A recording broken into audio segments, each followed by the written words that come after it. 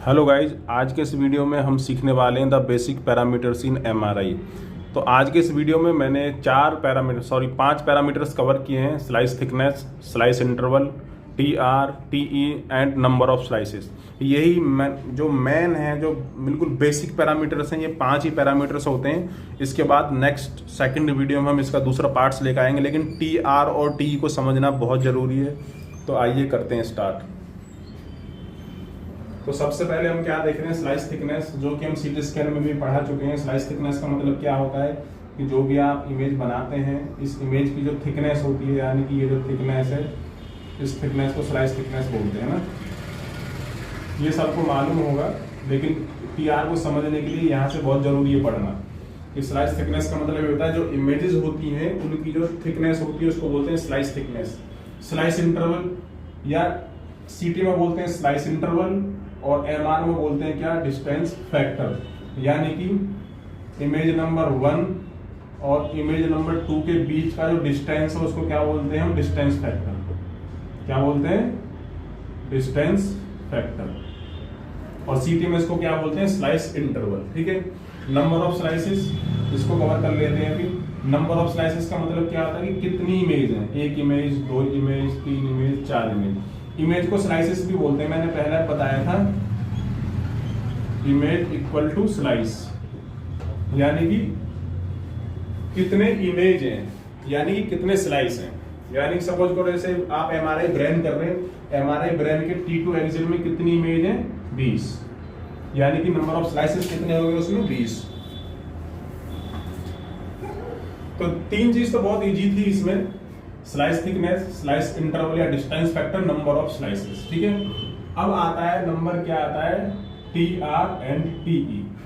तो टीआर की full form तो ये होगी repetition time, repetition time of radio frequency. ठीक है। टीआर की फुल फॉर्म होगी repetition time of radio frequency, और टीई की फुल फॉर्म होगी इको टाइम। क्या होगी, इको टाइम, इको टाइम। अब इनको हमें समझना है। जब हम स्कैन करते हैं तो हमें कुछ प्रॉब्लम आ जाती है स्कैनिंग करने में। क्या प्रॉब्लम आती है, इसी पर डिस्कशन करने वाले हैं हम। ठीक है। तो आइए करते हैं स्टार्ट, समझते हैं टीआर और टीई को कि क्या होता है टीआर एंड टीई।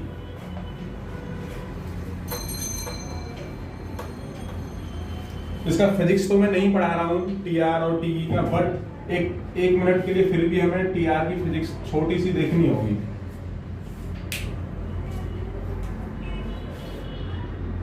टीआर यानी कि repetition time of radio frequency था। तो रेडियो फ्रीक्वेंसी का रिपीटेशन टाइम के लिए क्या बोल रहे हैं, मैं हल्की सी एक फिजिक्स तो नहीं पढ़ा रहा हूँ, फिर भी मैं बता रहा हूँ। ये रेडियो फ्रीक्वेंसी होगी है ना, यानी कि रेडियो फ्रीक्वेंसी नंबर 1 है, और ये जो ऊपर जो इसमें बने होते हैं इसको बोलते हैं इको। ई लिख लेते हैं, ई। ठीक है, ये इको। यानी कि एक पीक से दूसरी पीक को बनने में जो टाइम लगता है, यहां से यहां तक बनने में जो टाइम लगा उसको बोलते हैं क्या, इको टाइम। बस इतना ही बहुत है इसमें, इको टाइम। ठीक है। यानी कि एक, इसको इको बोलते हैं ना, ये ट्रायंगल ऊपर, एक इको से दूसरे इको बनने में जो टाइम लगता है उसको बोलते हैं इको टाइम। ठीक। अब रिपीटेशन टाइम क्या होता है, रिपीटेशन टाइम क्या होता है, अब मैं यहीं पे ये जो रेडियो फ्रीक्वेंसी है इसी को सेम, यानी किसी रेडियो फ्रीक्वेंसी को जब मैं दोबारा से अप्लाई करता हूँ, दोबारा रिपीट कर रहा हूँ, सेम इसी की, इसकी जितने भी इको है, मैं अगर इसमें 5 इको हैं तो यदि इसी की कॉपी करके मैं दोबारा से रिपीट कर रहा हूँ तो रेडियो फ्रीक्वेंसी को रिपीट करने में जो टाइम लगता है उसको क्या बोलते हैं, रिपीटेशन टाइम। अभी रेडियो फ्रीक्वेंसी को रिपीट क्यों करते हैं, देखो इसका फिजिक्स तो काफी है, फिर भी मैं एक छोटे से एग्जांपल में समझाने की कोशिश कर रहा हूँ। सपोज करो आपने पेशेंट लेटा दिया मशीन में, ठीक है। तो जब आप कोई सीक्वेंस पे अप्लाई करते हैं तो अप्लाई करने के बाद इमेज आती है, इमेज आने से पहले सीक्वेंस चलता है। तो सीक्वेंसों में क्या होता है, जो रेडियो फ्रीक्वेंसी होती है, जैसे ये रेडियो फ्रीक्वेंसी है, ये वाली रेडियो फ्रीक्वेंसी है ना, मैं इस टिश्यू पे अप्लाई करता हूँ। अप्लाई करने के बाद बहुत प्रोसेस होते हैं, ऐसा नहीं कि डायरेक्ट अप्लाई कर दिया और इमेज आ गई, ऐसा नहीं होता है। अदरवाइज रेडियो फ्रीक्वेंसी को हम ट्रांसमिट करते हैं, ऑफ करते हैं, सिग्नल आता है, वो फिजिक्स अलग हो गया। लेकिन समझ लो इसको, जब हमने रेडियो फ्रीक्वेंसी को एक बार हमने रिपीट किया, नंबर 1 इसको रिपीट किया, तो ये यहाँ तक की इमेज बना दी है। इतना इमेज बना दिया इसने, लेकिन हमें इमेज तो यहाँ तक का चाहिए ना, तो बार बार हम सेम रेडियो फ्रिक्वेंसी को जो रिपीट करते हैं, बार बार रिपीट करते हैं, रिपीट कर दिया, यहाँ तक की इमेज आ गई, फिर इसी को रिपीट किया, फिर यहाँ तक आ गया, फिर ऐसे पूरा इमेज को कैप्चर करने के लिए जितनी बार हम रेडियो फ्रिक्वेंसी को रिपीट करते हैं, और रिपीट करने में जितना टाइम लगता है उसको बोलते हैं क्या, TR, repetition time of radio frequency. तो ये तो इसका छोटा सा फिजिक्स था कि भाई इको टाइम किसको बोलते हैं और रिपीटेशन टाइम किसे बोलते हैं। अब जब हम मशीन पर एमआरआई करते हैं, जब हम मशीन पे एमआरआई करते हैं तो इसका क्या रोल होता है, अब वो हमें पढ़ना है, टीआर का और टी का। मैन तो वही था कि भी मशीन पे जब स्कैन करेंगे तो इसका क्या रोल था, टीआर का। चलो मशीन पे सीख लेते हैं। ये बना लिया हमने एक स्काउट, ठीक, स्काउट बना लिया, और आपके पास ये T2 एक्सियल सीक्वेंस है, T2 एक्सियल सीक्वेंस है, और इस सीक्वेंस में आपको चारों चीज देखने को मिलेगी। Number 1 number of slices, number of slice मिलेगा, डिस्टेंस फैक्टर लिखा मिलेगा सीक्वेंस के अंदर ही, ठीक है, और थिकनेस लिखी मिलेगी, थिकनेस लिखा मिलेगा, और आपको लिखा मिलेगा क्या, TR एंड T। ये पैरामीटर्स आपको सीक्वेंस के अंदर ही मिलेंगे जब आप इसको ओपन करेंगे। तो जैसे TR, इसका जो TR है वो है 2000 TR है इसका, ठीक है। इको टाइम जैसे इसका हो गया 500। ये एग्जांपल के लिए मैंने लिखे हैं, मोस्टली हमें TR को ही चेंज करना होता है, ठीक है। ऐसे लिखा है पैरामीटर्स में, ऐसे सेट है, और जैसे ही आपने सीक्वेंस को ओपन किया, ओपन करने के बाद इसकी प्लानिंग दिखाएगा मशीन तुरंत, इसकी प्लानिंग भी दिखाएगा, और प्लानिंग करने के बाद इसकी आप स्टार्ट करते हैं ना, तो प्लानिंग तो मैं नहीं सिखा रहा हूँ, लेकिन आपने प्लान कर लिया, और प्लानिंग करने के बाद आपने देखा स्टार्ट लोकेशन बेस ऑफ बिस्कल है, बट एंड लोकेशन तक तो ये प्लानिंग जा ही नहीं रही, यहाँ तक तो आई नहीं रही, यहाँ तक नहीं आई। तो जब आपके पास ये सिचुएशन होती है कि आपने सीक्वेंस ओपन किया और आपका स्कैन कवर नहीं हो रहा, यानी कि आपका जिस पार्ट को आपको एमआरआई करना है वो पार्ट कवर नहीं हो रहा है, उस सिचुएशन में यही पैरामीटर्स आपके काम आते हैं। इनको बोलते हैं स्कैनिंग पैरामीटर्स, कि आप जब स्कैन करते हैं तो इमेज को किस टाइप से कवर करते हैं। स्कैन कंप्लीट, भाई सीटी में क्या होगा, सीटी में तो आप इसको खींच के बढ़ा देते हैं नीचे को ऊपर को और हो जाएगा सीटी, लेकिन एमआर में खींचने पीछने से नहीं होता, एमआर में समझना होता है, ठीक है। अब आप एमआर में ये आपके पास कितने हैं, 4 पैरामीटर्स हैं, तो 4 पैरामीटर्स में आप क्या क्या कर सकते हैं, और इसकी टाइमिंग और लिखते हैं। T2 की टाइमिंग कितनी, 2 मिनट। सीक्वेंस की टाइमिंग तो बहुत मोस्ट इंपोर्टेंट है ना, ठीक है। 2 मिनट का सीक्वेंस है, और ये इसके पैरामीटर्स है। नंबर ऑफ स्लाइसेस इसमें 20 है, 20 लिखते हैं हम, और डिस्टेंस फैक्टर इसका 10 लिखते हैं, थिकनेस लिखते हैं 5 mm, और TR हमने लिख दिया। ये सीक्वेंस था, ओपन किया ऐसे आ गया, बट आपकी इमेज पूरी कवर नहीं हुई। अब आप इस सिचुएशन में क्या करेंगे, यही क्वेश्चन था आपका, यही क्वेश्चन था, राइट। तो आपके पास ये 2 पैरामीटर्स तो बिल्कुल सिंपल है। आप क्या करेंगे, डिस्टेंस फैक्टर को बढ़ा के कर देंगे 50। तो जैसे आप डिस्टेंस फैक्टर को इंक्रीज करेंगे तो ये प्लानिंग ऑलरेडी यहां तक पहुंच जाएगी। तो आप अप्लाई कर देंगे, आपका काम बन गया, TR आपने डिस्टेंस फैक्टर 50 कर दिया। बट क्या होता है, यदि आप सपोज करें यहाँ छोटा सा एक लीजन था, यहाँ छोटा सा एक NCC था, आपने डिस्टेंस फैक्टर कर दिया 50, तो वो मिस हो जाएगा। आपने MR तो कर दिया, लेकिन क्या हो जाएगा, वो मिस हो जाएगा। कंप्लेंट आ सकती है डॉक्टर की, भाई आपने इतना डिस्टेंस फैक्टर इसमें क्या मोटा मोटा स्कैन कर दिया आपने, है ना। तो आप डिस्टेंस फैक्टर को भी ज्यादा नहीं बढ़ा सकते हैं। बट डिस्टेंस फैक्टर की फिजिक्स क्या है, ये बिल्कुल क्लियर कर लो। डिस्टेंस फैक्टर की फिजिक्स क्या है कि distance factor is not connected to scan time. ये बहुत अच्छा है कि जैसे ही आप डिस्टेंस फैक्टर को बढ़ाएंगे तो टाइमिंग नहीं बढ़ेगा, क्योंकि एमआर में टाइमिंग की तो प्रॉब्लम होती है। आप बोलते हो सर जब मैं एमआरआई करता हूं तो मेरा तो 20 मिनट में होता है, दूसरा तो 5-10 मिनट में एमआरआई कर देता है। तो कैसे करता है वो, यही समझ लो।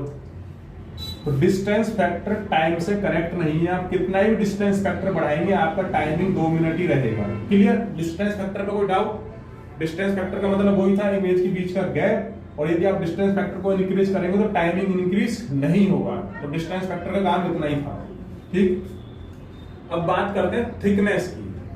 अब थिकनेस 5 mm थी, आपने सीटी स्कैन में भी पढ़ा होगा कि भाई 5 mm हाईएस्ट थिकनेस होती है, 5 mm से ज्यादा आप करेंगे तो वो ठीक नहीं होती।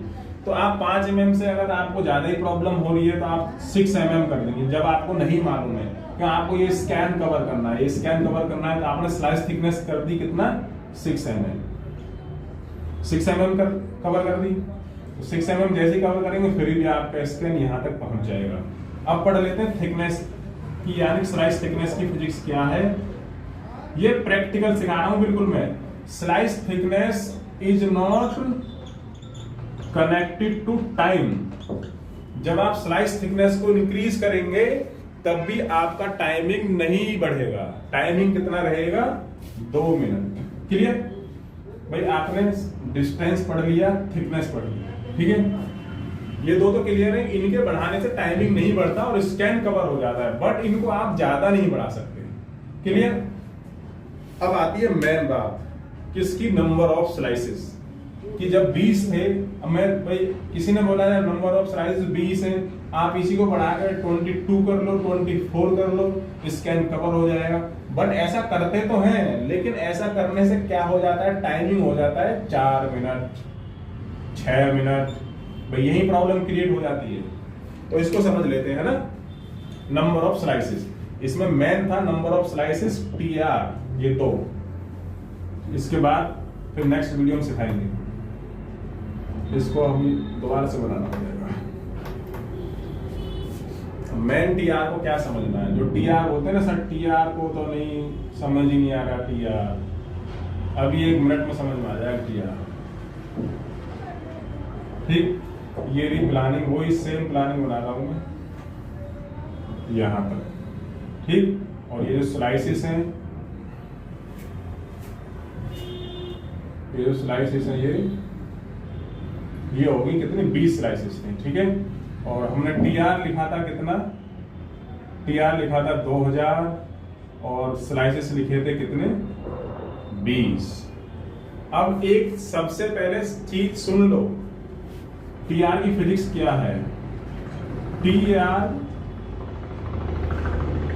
इक्वल टू टाइम, ये जानना जरूरी है। TR equal to time and equal to slice, ये और लिख लो। यानी कि TR बढ़ेगा तो टाइम बढ़ेगा। क्लियर।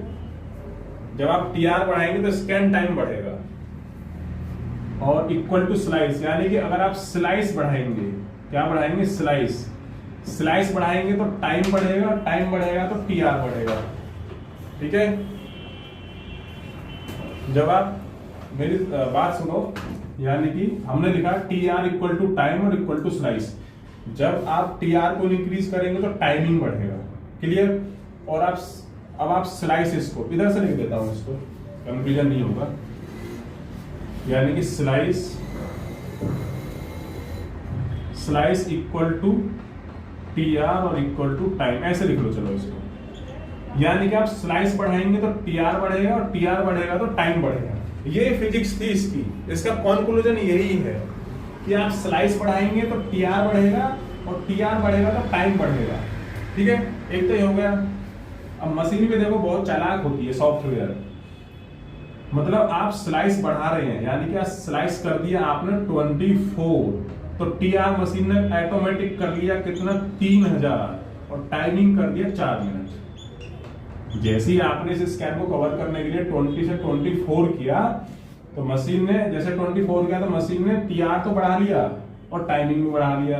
बट कभी कभी क्या होता है, उल्टा सोचो, आपकी स्लाइसेस 20 है तो 20 होगी एक्स्ट्रा स्लाइस, और आप 20 से कर रहे हैं 18 स्लाइस। कितना कर रहे हैं, 18 स्लाइस। तो मशीन TR कम नहीं करेगी और ना स्कैन टाइम कम करेगी, वो आपको मैन्युअली कम करना होगा। समझे। मतलब सॉफ्टवेयर में क्या फिक्स है, यदि आप स्लाइसेस बढ़ा रहे हैं तो TR अपना बढ़ा लेगा और टाइमिंग अपना बढ़ा लेगा। बट जब आप स्लाइस को कम कर रहे हैं तो वो ना TR कम करेगा ना टाइमिंग कम करेगा। समझ आया।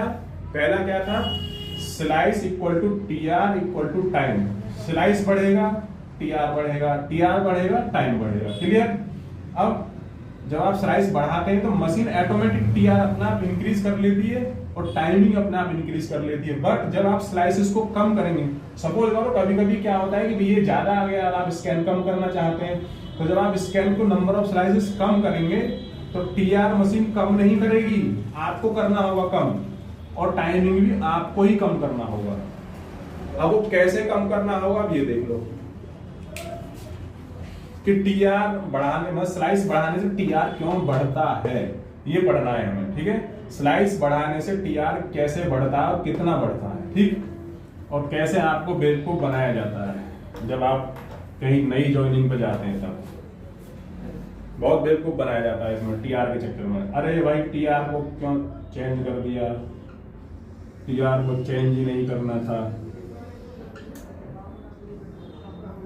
ये देखो, ठीक, अब इसमें पढ़ लेते हैं हम। इसका टीआर हो गया, यानी कि ये है टीआर, टीआर है यहाँ पे कितना टीआर है 2000 टीआर हो गया, और टाइमिंग है कितनी है 2 मिनट।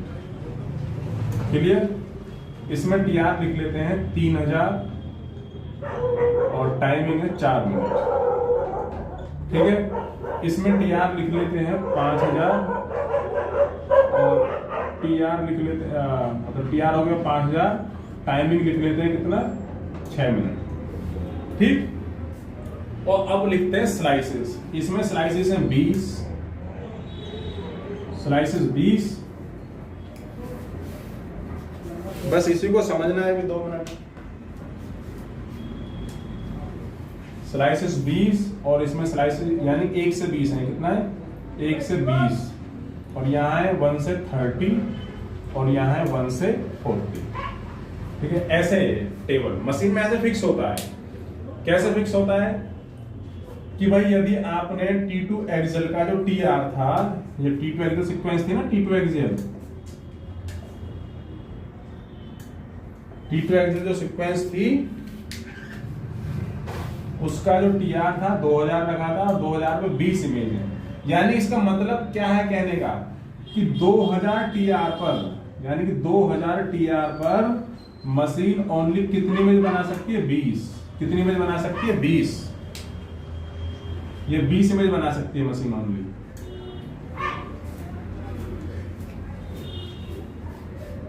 बीस इमेज बना दी इसमें। अब क्या होगा,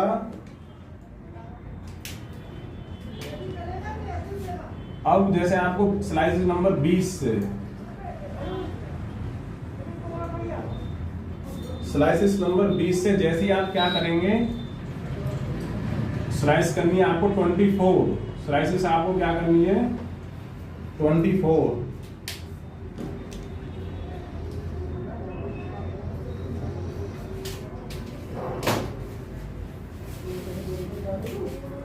आपको ये रहा 24 स्लाइसेस करनी है। ठीक है, 24 स्लाइसेस।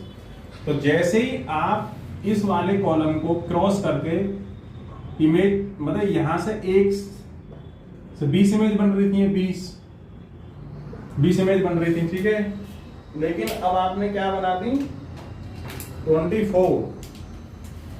तो 24 कौन से वाले कॉलम में बनेंगी, इसमें बनेंगी। तो इसका टाइमिंग कितना 4 मिनट है, वो लिखा है भाई। जब आप टीआर कितना करेंगे 3000 टीआर करेंगे, मतलब आपने स्लाइसेस कर दी 24, तो इसका काम तो खत्म हो गया ना, 2000 वाले टीआर का काम खत्म हो गया। आपने जैसे ही 24 किया, अगर आप 21 भी करेंगे ना, अगर 21 भी करेंगे, यानी कि आप यहाँ पे एक स्लाइसेस भी बढ़ाएंगे, तब भी टाइमिंग 4 मिनट ही लगेगी, तब भी आपकी टाइमिंग 4 मिनट लगेगी। अब क्या होगा, अब आप 4 मिनट में 30 इमेज तक बढ़ा सकते हैं। आप एक बढ़ाएं, जब आप एक स्लाइसेस बढ़ाएंगे तब भी आपका 4 मिनट लगेगा।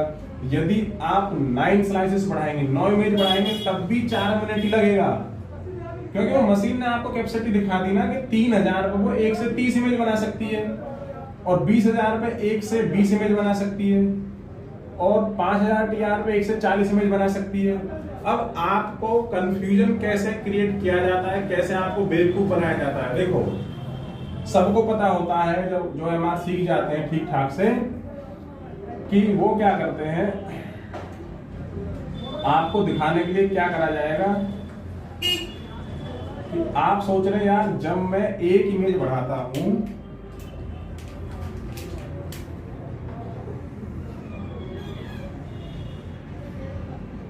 कि मेरा तो एक इमेज बढ़ाने से टाइमिंग 4 मिनट हो जाता है और दूसरा 10 इमेज बढ़ाता है तब भी उसका टाइमिंग नहीं बढ़ता।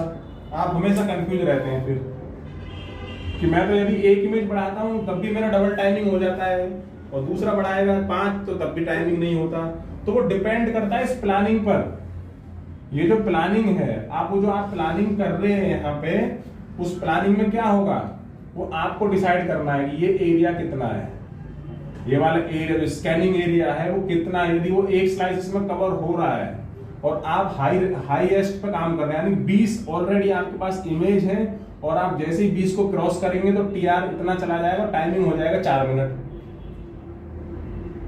टाइमिंग 4 मिनट हो जाए तो आप क्या करेंगे, यहाँ डिस्टेंस फैक्टर को इंक्रीज करेंगे। क्या करेंगे, डिस्टेंस फैक्टर को इंक्रीज, क्योंकि आप अब यहाँ पे आप क्या नहीं बढ़ा सकते, नंबर ऑफ स्लाइसेस नहीं बढ़ा सकते। यदि आपको टाइमिंग क्या रखना है, 2 मिनट ही रखना है। यदि आपको टाइमिंग 2 मिनट ही रखना है तो यदि आपको टाइमिंग 2 मिनट रखना है तो अब यहाँ पे आप नंबर ऑफ स्लाइसेस नहीं बढ़ाएंगे, क्या बढ़ाएंगे, डिस्टेंस फैक्टर। क्लियर हुआ? क्योंकि मशीन अपना किधर दिखाएगी, मशीन पर करके दिखाऊंगा आपको मैं चीजें, ठीक है।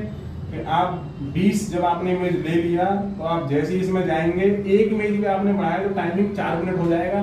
तो इस केस में आप टीआर यानी नंबर ऑफ स्लाइसेस को इंक्रीज नहीं करेंगे, ठीक है। अब दूसरा तो नंबर ऑफ स्लाइसेस इंक्रीज कर रहा है, वो कब नंबर ऑफ स्लाइस इंक्रीज करता है ये देखना है। वो नंबर ऑफ स्लाइसेस कब इंक्रीज करेगा, सपोज करो जब वो इस कॉलम में होगा, यानी कि किसी सीक्वेंस का टाइमिंग कितना है, 4 मिनट है। किसी सीक्वेंस का टाइमिंग कितना है, 4 मिनट।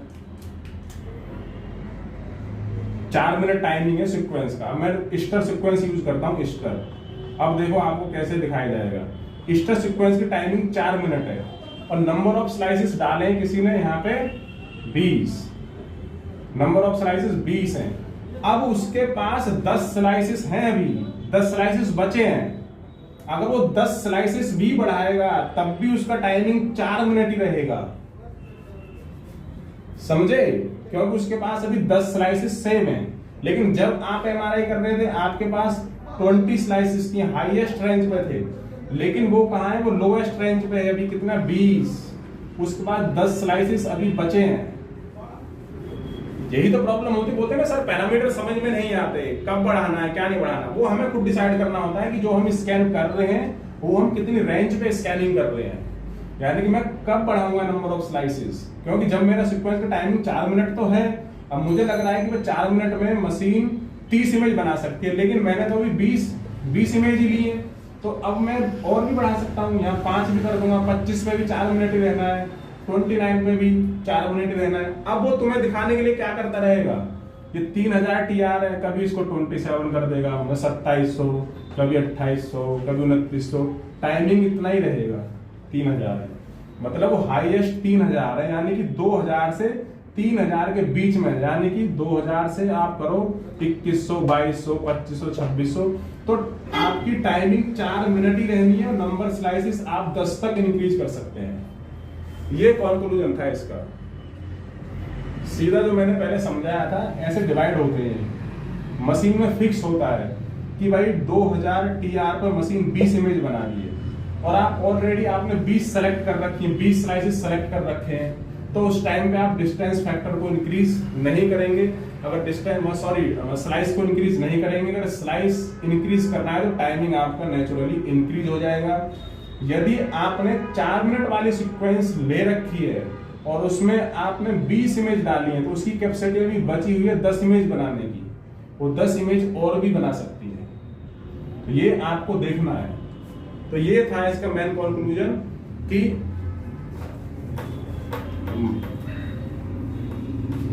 मेन कंक्लूजन यही था जो मैंने पहले लिखा था, number of slices equal to TR, यानी नंबर ऑफ स्लाइसेस बढ़ेगा तो टीआर बढ़ेगा, लेकिन आप स्लाइसेस कम करेंगे तो टीआर कम नहीं होगा। ये आपको खुद से कम करना होगा, तो ये हमें डिसाइड करना होगा। मशीन नीचे खुद दिखाती है ग्राफ ये वाला ग्राफ जो मैंने बनाया था 2000 3000 खुद दिखाती है। कोई भी टेक्नीशियन इसको फिक्स नहीं करता, ना ही कोई चेंज करता है, ये सब मतलब ऐसी ही है, सब दिखाने के लिए करते हैं उल्टा सीधा। वरना ये सब PR जो T यहाँ चलता है वो फिक्स होता है। बस आपको ये डिसाइड करना होता है कि आप कौन से रेंज पे काम कर रहे हैं, यानी हाईएस्ट रेंज पे काम कर रहे हैं या लोएस्ट रेंज पे काम कर रहे हैं। यानी कि आपको मशीन ने पहले ही बता दिया भाई जो 3000 TR पे मैं 1 से 30 इमेज बना सकती हूँ, तो अब आप और 2000 पे मशीन बना रही है 1 से 20 इमेज, तो आप जब आप 20 इमेज बना रहे हैं तो वो लास्ट रेंज होगी, और जब आप 30 वाले कॉलम में 21 इमेज बना रहे हैं तो वो मिनिमम रेंज होगी। इसमें आपके पास 9 स्लाइसेस अभी बचे हुए हैं, लेकिन इस वाले कॉलम में आपके पास स्लाइसेस नहीं बचे हुए हैं।